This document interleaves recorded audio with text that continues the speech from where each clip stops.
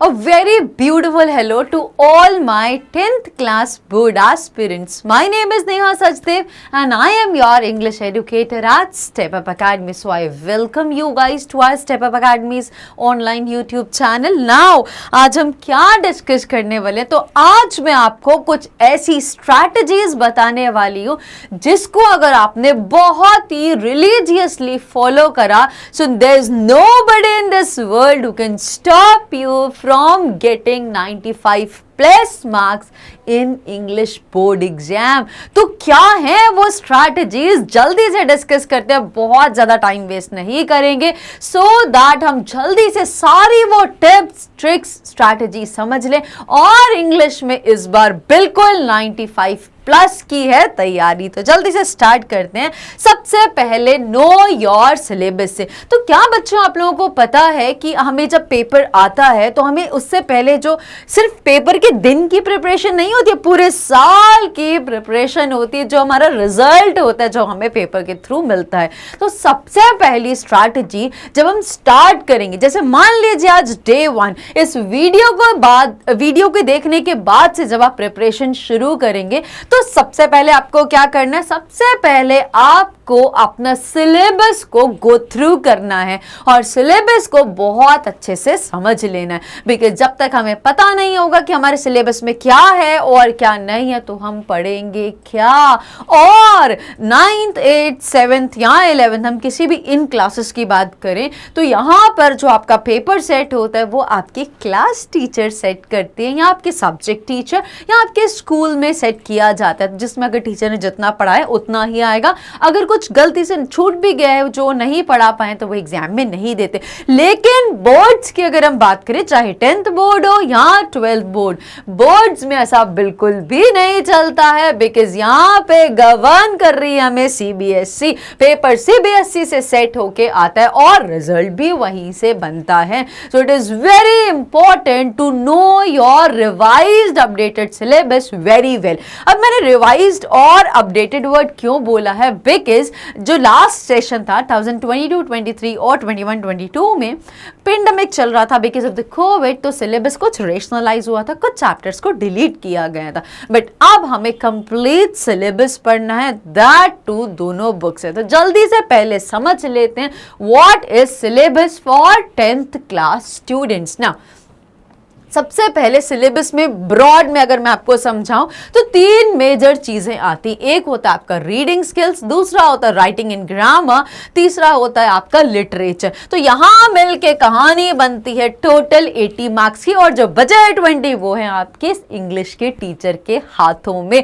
तो स्कूल में अच्छी रेपो बना के रखना और इंग्लिश सब्जेक्ट में अच्छे से परफॉर्म करना, तो 20 में से 18 तो पक्का मिल ही जाएंगे। अब हमें किस पे वर्क करना है? हमें वर्क करना है for the remaining 80 marks. 80 marks के लिए अब यहां पे देखें तो 80 में सबसे ज्यादा वेटेज किसका हमें दिख रहा है? 40 मार्क्स का। वो कहां से आता है? हमारे लिटरेचर में से। अब लिटरेचर में क्या चीजें जो सीबीएसई ने रिकमेंड करा है, एनसीईआरटी की 2 प्रिस्क्राइब्ड बुक्स हैं, एक है आपकी मेन रीडर बुक और दूसरी है सप्लीमेंट्री रीडर बुक। तो जल्दी से देख लेते हैं इन दोनों बुक्स के बारे में भी। यहां पे थोड़ा और डिटेल में रीडिंग राइटिंग को बताया, लेकिन मैं अभी यहां पे नहीं बताऊंगी, ये मैं ब्रेक के बाद थोड़ा सा आगे समझाऊंगी, फिर मैं इस चीज को डिटेल में समझाऊंगी। अभी मैं इसको बिल्कुल इग्नोर कर रही हूं और मैं डायरेक्टली आ गई हूं आपके बुक्स पे। तो सबसे पहली जो आपकी बुक है मेन कोर्स रीडर बुक, जिसका टाइटल है फर्स्ट फ्लाइट। उसमें ऑल टुगेदर आपको 7 चैप्टर्स को पढ़ना है। ये प्रोज है, ये सारी स्टोरीज हैं, ऐसा बोल सकते हो आप। तो to God, Nelson Mandela, from the diary of Anne Frank, glimpses of India, which will the author, madam rides the bus, the sermon at Benares, the proposal, ये एक प्ले है। तो ये सारी चैप्टर्स आपको बहुत ही थॉरली, बहुत ही डीपली, बहुत अच्छे तरीके से समझनी है।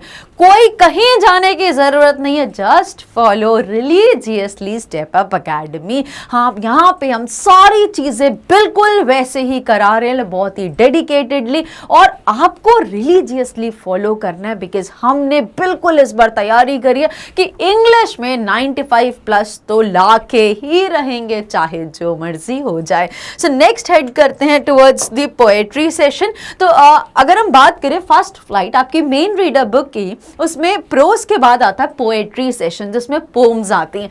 तो आपको ऑल टुगेदर पोम्स 10 पोम्स पढ़नी है, जिनके टाइटल्स हैं सबसे पहले dust of snow, fire and ice, a tiger in the zoo, how to tell wild animals, the ball poem, Amanda, the trees fog, the tale of custard the dragon, for Anne Gregory. तो ये poems हैं all together 10 जो CBSE के लिए आपको सारी prepare करनी है, जिसमें हम जब आप पढ़ोगे धीरे धीरे, जब आप हमको फॉलो करोगे, हमसे चीज़ों को पढ़ोगे, तो आपको समझ में आएगा कि पोएट्स को जो इनवर्ड मीनिंग्स होते हैं वो कैसे समझ रहे हैं हम, पोएटिक डिवाइसेस कैसे, एक्स्ट्रा इंपॉर्टेंट क्वेश्चंस हम लोग कवर कर रहे हैं। तो ये सारी चीज़ें हम लोग आपको बताएंगे स्टेप अप अकेडमी में, ठीक है। सो नेक्स्ट हेड करते हैं। अब हमारा आता है supplementary reader book, that is आप सेकेंड बुक बोल सकते हो या एडिशनल बुक भी बोलते हैं, बट आइडियली इसको सप्लीमेंट्री रीडर बुक बोला गया, जिसका टाइटल है फुटप्रिंट्स विदाउट फीट। टाइटल तो बड़ा अच्छा है, तो उसके चैप्टर्स भी और भी मजेदार है। जब आप इनको पढ़ोगे स्टोरी फॉर्म में तो आई कैन चैलेंज दैट बहुत ही ज्यादा मजा आने वाला है। एंड जो सिलेबस है आपका वो तो बहुत ही इंटरेस्टिंग सा पूरा सिलेबस डिजाइन किया गया है, ठीक है। तो जल्दी से let's have a look at the chapters. A Triumph of surgery, the thief story, the midnight visitor, a question of trust, footprints without feet, the making of a scientific, the necklace, भोली, और last में आता है the book that saved the earth। ये all together इतनी chapters आपको complete करनी है for scoring 40 marks। तो 40 marks का weightage है इतने सारे में से, मतलब main reader book, prose, poems, supplementary reader book के ये सारी चैप्टर्स, ये सब मिला के आपका जो पेपर में जो weightage आएगा वो 40 marks का आएगा, ठीक है। आई hope it is very clear.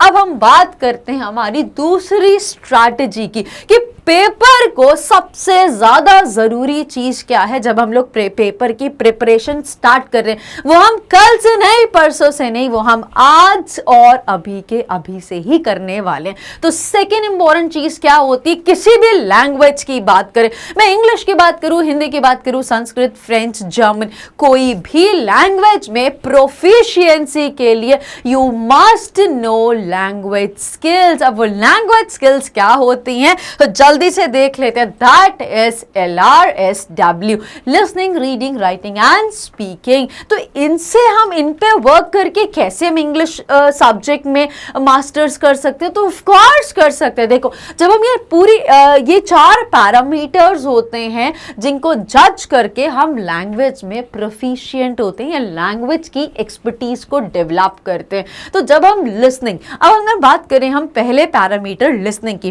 तो अगर हम किसी की बात को सुन के बहुत अच्छे से समझ सकते हैं, और सुनने में क्या होता है, बहुत सारे थॉट्स डेवलप होते हैं, नए नए वर्ड्स आते हैं, स्ट्रक्चर्स आते हैं, हमें समझ में आता है कि इस थॉट को बोलने के लिए ये वर्ड यूज करा, ये स्ट्रक्चर यूज करा, ये फ्रेज यूज करा, इस टाइप का सेंटेंस फ्रेम किया गया। तो लिसनिंग इज वेरी गुड, और हमेशा बोला गया है if you want to be a good orator, अगर आपको एक अच्छा वक्ता बनना है, so you have to be a good listener first. तो आपको एक अच्छा श्रोता बनना पहले बहुत ज्यादा जरूरी है।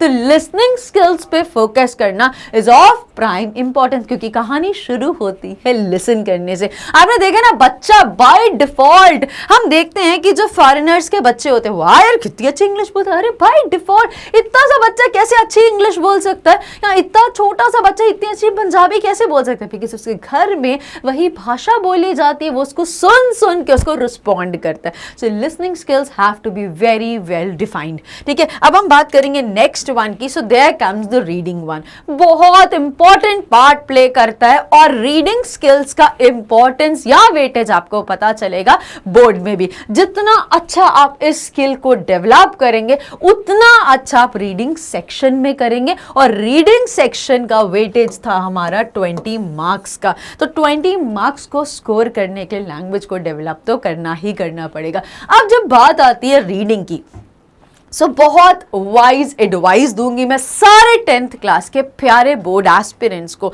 Read something which enhances your knowledge and improves your language. ऐसा कुछ स्टफ पढ़िए जिससे आपकी नॉलेज इंप्रूव हो और आपकी लैंग्वेज को इन्हांस करे। तो उसके लिए बेस्ट ऑप्शन है न्यूज़पेपर। और न्यूज़पेपर कौन सा? स्टैंडर्ड न्यूज़पेपर पढ़िए जिसमें स्टैंडर्ड लैंग्वेज का यूज़ किया जाता है। सब स्टैंडर्ड लैंग्वेज यूज़ करके तो हम क्या बनेंगे, यू नो वेरी वेल, वो हमें नहीं करना। स्टैंडर्ड इंग्लिश लैंग्वेज का यूज़ किया जाता है। जो रेफर्ड न्यूज़पेपर है वो मैं आपको बताऊंगी। First is Times of India and then comes the Economic Times. बहुत ही बेस्ट है।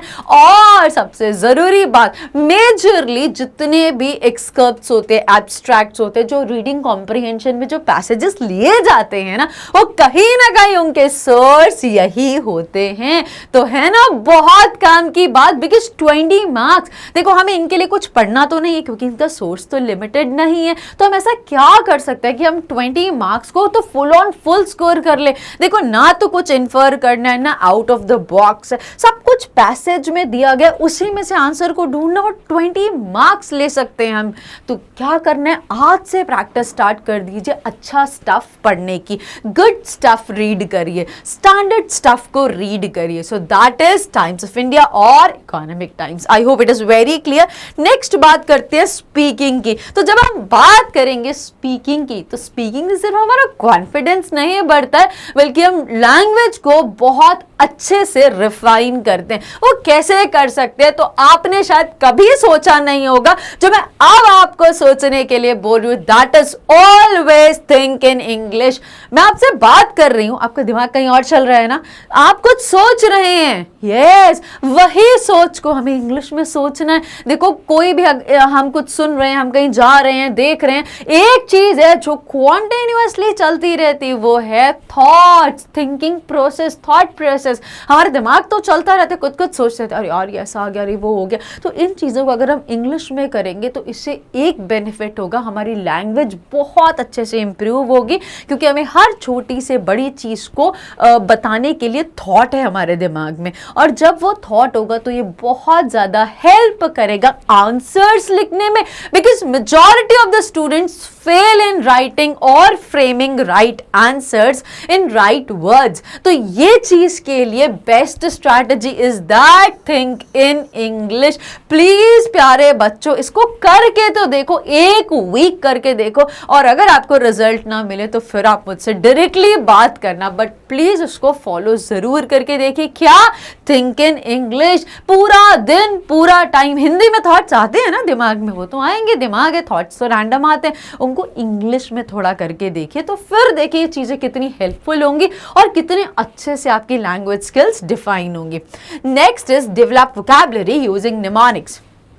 अब क्या बोला गया, सेकेंड थिंग इज दैट दो वोकैबुलरी डेवलपमेंट एक बहुत इंपॉर्टेंट पार्ट है, but at the same time मैं इस बात को बिल्कुल नहीं भूल रही कि हमारा दिमाग कोई कंप्यूटर नहीं है या हम रोबोट नहीं है जो हम पूरी डिक्शनरी को बाय हार्ट कर लें या मगअप कर लें। तो सबसे जरूरी चीज आती है लॉ ऑफ एसोसिएशन। हम कैसे चीजों को एसोसिएट करके उसके मीनिंग्स को फेच कर सकते हैं। निमोनिक्स के ऊपर मैंने कंप्लीट बहुत अच्छी वीडियो बनाई है, अगर आपको रेफरेंस चाहिए तो हम उसको बिल्कुल, आप चैनल को सब्सक्राइब कर लीजिए, और जब सब्सक्राइब करेंगे तो आपको पूरी प्लेलिस्ट मिल जाएगी। व्यू चैनल में जब जाएंगे प्लेलिस्ट में, उसमें आप निमोनिक्स करके डाल सकते हैं, आपको कंप्लीट इंफॉर्मेशन मिल जाएगी अबाउट निमोनिक्स, जिससे कि डेवलप करते हैं हम अपनी वोकैबुलरी को, वो भी बहुत स्ट्रांगली बिना भूले। ठीक है, नेक्स्ट हम बात करेंगे अपने फोर्थ और लास्ट स्किल की, दैट इज राइटिंग।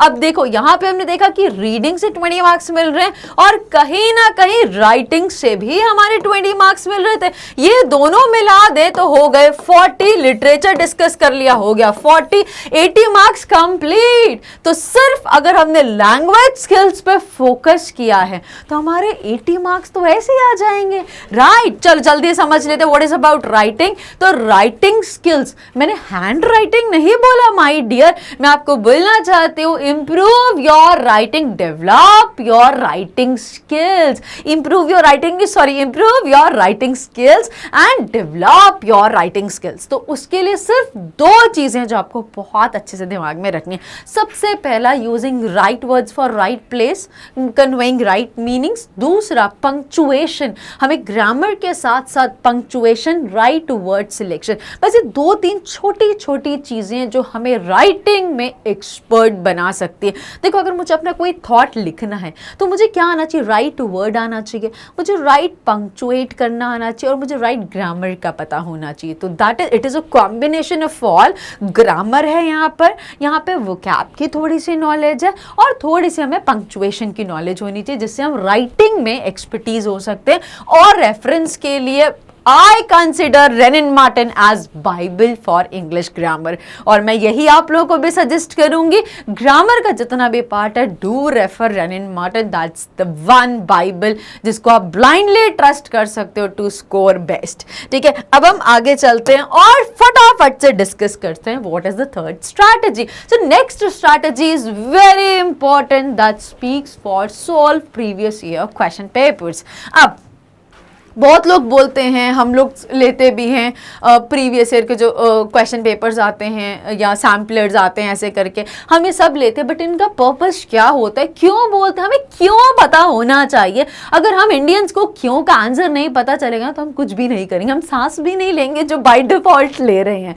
ठीक है, जैसे मम्मी बोलते हैं ना, ये खा लो बेटा, ये खा लो, जब तक हमें पता नहीं होगा उसके क्या हेल्थ बेनिफिट्स एसोसिएटेड है, क्यों खाना है क्यों नहीं, तो तब तक हम उस चीज को कंज्यूम नहीं करेंगे। So again coming to this point कि why to solve previous year question papers। तो previous year के जब question papers को आप solve करते हो तो इससे आपको क्या क्या पता चलता है। सबसे पहली चीज, जब आप पेपर को strategically solve करोगे, अब strategically क्या है तो मैं आपको डिस्कस करूंगी उस स्लाइड में जो मैंने अभी अभी स्किप करी है थोड़ी देर पहले। ठीक है, जब हम strategically solve करते हैं तो इससे सबसे अच्छी चीज क्या होती है कि हम स्पीड और एक्यूरेसी पे वर्क करते हैं। बिकॉज जब हम कोई भी एग्जाम की बात करें, चाहे हमारे स्कूल एग्जाम हो, बोर्ड्स हो, या फिर हम कोई भी कॉम्पिटिटिव एग्जाम की बात क्यों ना करें, तो यहाँ पे दो चीजें बहुत इंपॉर्टेंट होती है, one is speed and another one is accuracy. इन दोनों के बीच में अगर बैलेंस थोड़ा भी इधर उधर हो गया तो हमारा रिजल्ट इधर का उधर हो सकता है।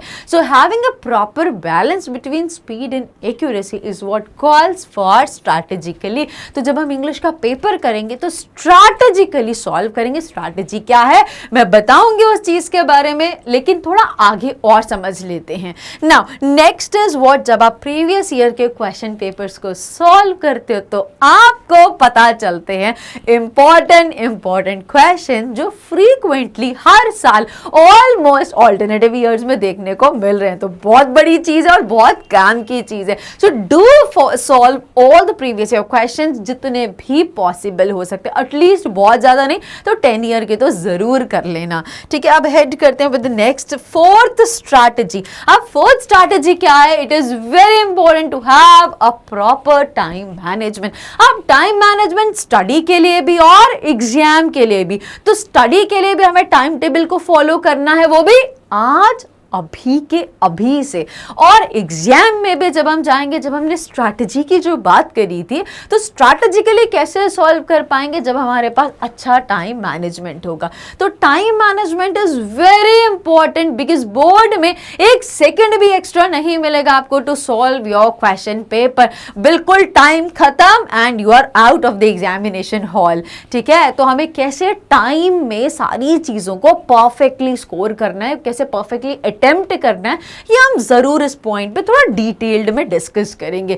नेक्स्ट पॉइंट को हेड करते हैं, that is fifth strategy which calls for just focus on NCERT books. बहुत सारे बच्चों को ये डाउट है, ये कंफ्यूजन है, यार हम एग्जाम्पलर ले लेते हैं, यार हम ऑल इन वन ले लेते हैं, या हम गोल्डन गाइड ले लेते हैं, ये वाली बुक ले लेते हैं। No no no, a big no to all. हमें सिर्फ जरूरत है और सिर्फ हमारी मेन रीडर बुक की और हमारी सप्लीमेंट्री रीडर बुक की। इसके अलावा किसी भी टाइप की रेफरेंस बुक की बिल्कुल भी ज़रूरत नहीं है, बिकॉज इन सब का कोई सेंस नहीं है, share wastage of time, energy and money of your parents.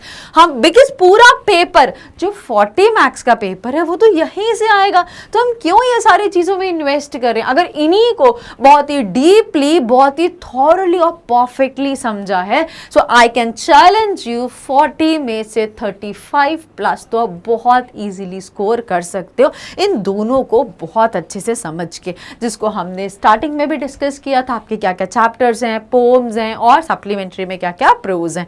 ठीक है, हेड करते हैं with the next point that is very important, focus on writing skills and hand writing. इसके लिए मैं एक छोटे से टिप बताऊंगी बच्चों, व्हाट इज हैंड राइटिंग। देखो यहाँ पे मैं राइटिंग स्किल्स की भी बात कर रही हूँ और हैंड राइटिंग की भी बात कर रही हूँ।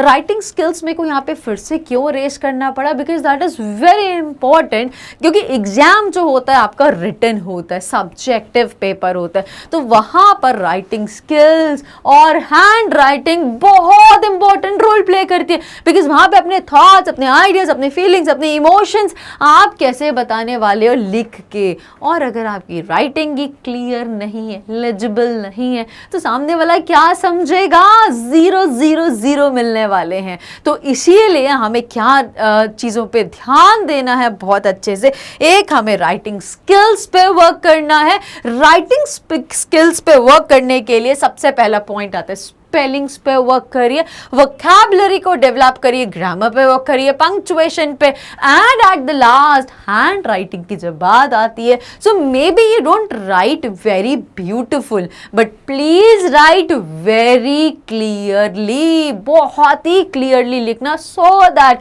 Every single alphabet is read clearly by the evaluator या एग्जामिनर जो आपकी कॉपीज को इवैल्यूएट कर रहा है। नाउ बात करते हैं अब हम 7th पॉइंट की। It is all about quality and not quantity.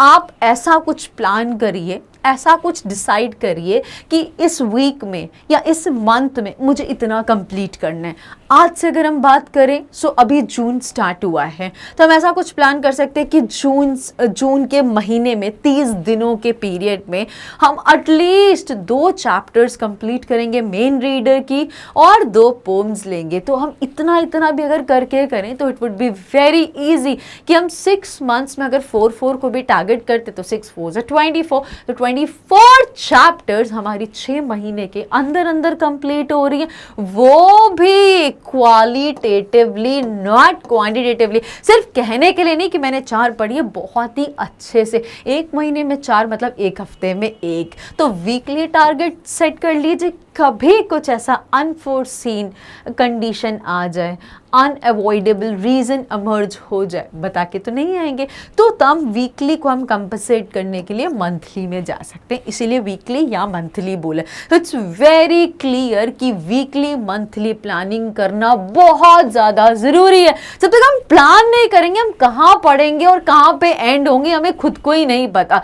तो पहले दोनों बुक्स को बहुत अच्छे से खोल लीजिए और प्रॉपर प्लानिंग करिए कि डिवीजन करिए कि इस मंथ में इतना, इस मंथ में इतना, और ऐसे करके आप देखेंगे कि कैसे 6 महीने के अंदर बहुत ही क्वालिटेटिवली आपकी दोनों बुक्स कंप्लीट हो गई, मतलब आपके 40 मार्क्स तो पक्के हो गए।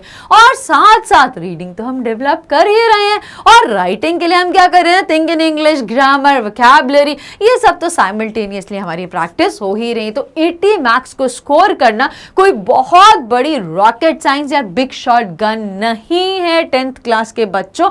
और एक काम की और बहुत इंपॉर्टेंट बात बताऊं कि आपको अगर ऐसा लगता है कि इंग्लिश एक लैंग्वेज है, इसमें फुल ऑन फुल तो नहीं आते, तो बिल्कुल आपकी बात सही है, मान लिया आपकी बात, लेकिन English is the subject which is scoring. English scoring है, और अगर कभी किसी मेन सब्जेक्ट में या किसी और सब्जेक्ट में थोड़े कम भी होते हैं तो इंग्लिश कॉम्पनसेट कर सकता है, because English is considered to be the scoring subject.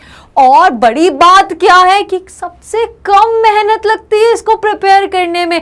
बस अगर रिलीजियसली आपने हम लोगों को फॉलो करा है, I would be there, you can mark my name Neha Sachdev, I would be with you throughout your boards journey to teach you, to guide you, to mentor you, to advise you क्या पढ़ना है, कहाँ से पढ़ना है, कितना पढ़ना है और कब पढ़ना है। ठीक है, अब हेड करते हैं जल्दी से नेक्स्ट और लास्ट पॉइंट की तरफ, दैट इज स्वॉट एनालिसिस। तो व्हाट इज स्वॉट? स्ट्रेंथ की बात करेंगे, वीकनेस, अपॉर्चुनिटी और थ्रेट। आपको पता होना चाहिए कि आपकी स्ट्रेंथ क्या है। अगर आपकी ग्रामर बहुत अच्छी है, मान लीजिए आपकी वोकैबुलरी थोड़ी सी कम है, तो आपकी स्ट्रेंथ क्या हो गई? ग्रामर। आपकी वीकनेस क्या है? आपकी वोकैबुलरी थोड़ी सी डाउन है।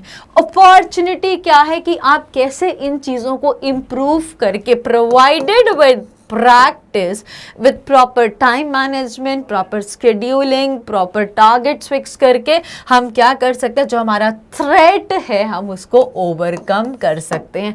तो आपको स्वॉट एनालिसिस करना बहुत ज़रूरी है, बिकॉज इससे आपको पता चलेगा आप किस में एक्सपर्ट हो, किस में थोड़े से कम हो, जिसमें ज़्यादा मेहनत करनी है, कैसे मेहनत कर सकते हो किस किस जगह पर, और कैसे अपने स्फीयर को इंग्लिश में मैक्सिमम स्कोर करने का जो हमें डर रहता है ना, हम कर पाएंगे नहीं कर पाएंगे नहीं पता, तो उसको हम कैसे ओवरकम कर सकते हैं। अब जल्दी से एक बार मैं और आती हूं और आपको फटाफट से बताती हूं वेरी इंपॉर्टेंट थिंग, बिकॉज आप इस चीज को बिल्कुल भी ना भूल पाओ। इसीलिए मैंने इसको फिर से लास्ट में रेस करा है, because this is only the gist of the entire part जो मैं आपको बताना चाहती हूँ। This is reading, writing and grammar. तो अब हम बात करते हैं जल्दी से कि कैसे हम मार्क्स डिस्ट्रीब्यूशन के हिसाब से कैसे 80 मार्क्स हमारे हाथ में आ सकते हैं। सबसे पहले हमें किस पे वर्क करना है 20 मार्क्स के लिए? इसके लिए सिर्फ हमें न्यूज़पेपर्स को रीड करना है और स्ट्रैटेजिकली रीडिंग कॉम्प्रिहेंशंस को अप्रोच करना है। नेक्स्ट आता है हमारा राइटिंग स्किल्स। इतना इजी होता है, आपको क्या पता है, सिर्फ फॉर्मेट भी सही बनाया ना तो 1 मार्क्स मिल जाएंगे, सिर्फ टाइटल सही लिखा है तो 1 मार्क्स, अगर आपने टैम्पलेट बना दिया, मतलब सिग्नेचर किसका है, एड्रेस और सिग्नेचर, तो 1 मार्क्स, मेन बॉडी 2 मार्क्स। तो कैसे 5 मार्क्स को इजीली स्कोर किया जा सकता है, वो राइटिंग गवर्न करेगी। तो राइटिंग स्किल्स को हम डेवलप करके बहुत इजीली स्कोर कर सकते हैं 20, और दोनों बुक्स की थॉरो नॉलेज से हो गए हमारे 40 मार्क्स पूरे हमारे हाथों में। तो यहां से अगेन मैं एम्फसाइज करना चाहती हूं आपको बहुत इंपॉर्टेंट चीज के लिए कि कैसे स्ट्रैटेजिकली, जो बहुत बार बार मैं रिपीट कर रही हूं कि स्ट्रैटेजिकली हमें वर्क करना है, स्ट्रैटेजिकली हमें प्रिपेयर करना है। सो स्ट्रैटेजी बस इतनी सी है कि स्पीड और एक्यूरेसी को मेंटेन करना है, और हमें देखना है कि हम सबसे पहले रीडिंग को अप्रोच करें, राइटिंग को या लिटरेचर को। तो सजेशन, सबसे पहले रीडिंग को अप्रोच किया जाए, बिकॉज सिर्फ 2 पैसेज को करके 20 मार्क्स पक्के हो जाते हैं। फिर राइटिंग पे आ जाया जाए, बिकॉज राइटिंग में फिक्स्ड चीजें होती है, फॉर्मेट्स फिक्स्ड हैं, लैंग्वेज भी बहुत ज्यादा हमें क्वेश्चन से मिल जाती है, थोड़ा बहुत थॉट्स डाल के हमारी राइटिंग कंप्लीट हो जाती है। और फिर रटी रटाई चीज, नॉट एग्जैक्टली रटी बट प्रैक्टिस्ड चीज, दैट इज लिटरेचर पार्ट। तो हो गए ना हमारे 80 मार्क्स फॉर श्योर, और टीचर तो 18 दे ही देगी, तो 98। चलो थोड़े से 80 में से कम कर लेते हैं, 75। यस, आई होप आप सब बच्चों को बहुत अच्छा लगा। यस ऑफ कोर्स, लास्ट में बस मैं इतना सा बोलना चाहूंगी, trust yourself that you can do it, and yes, you can get it. That's it. All the very best, and thank you very much.